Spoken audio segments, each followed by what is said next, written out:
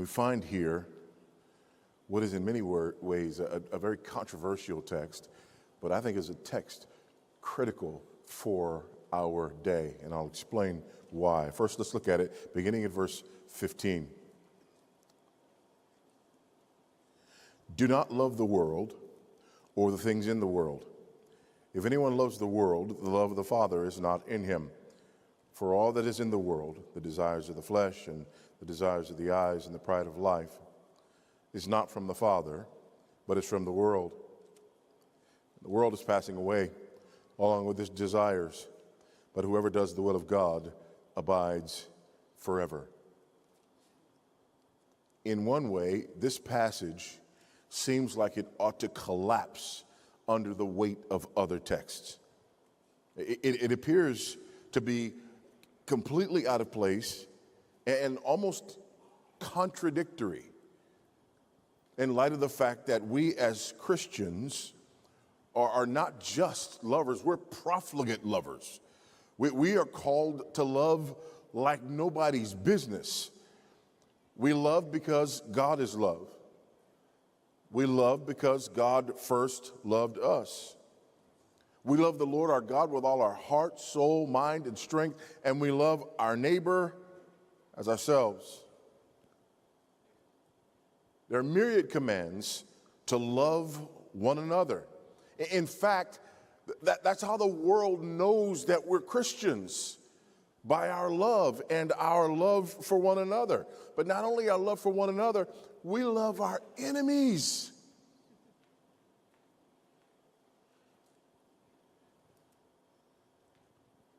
By love, we fulfill the law.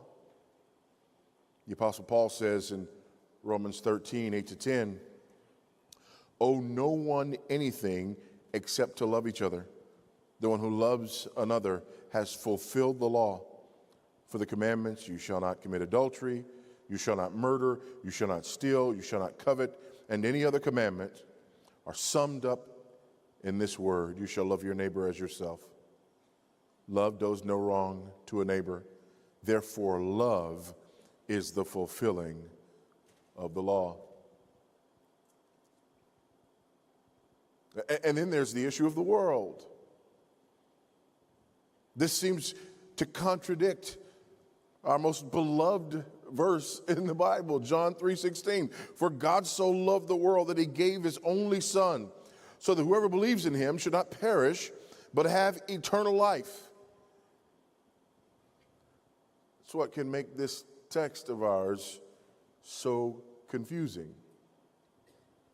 In light of all of this, it comes as a shock to the system when we read the words, do not love. And yet, there they are. Do not love. Even when I just let that sit there, you don't like it. You're like, finish your sentence. No, I want you to hear those words. Do not love. It's a command, which means that if we violate it, that we're in sin. In other words, love can be sinful. Remember, I told you this is an important word for our day. Love can be sinful.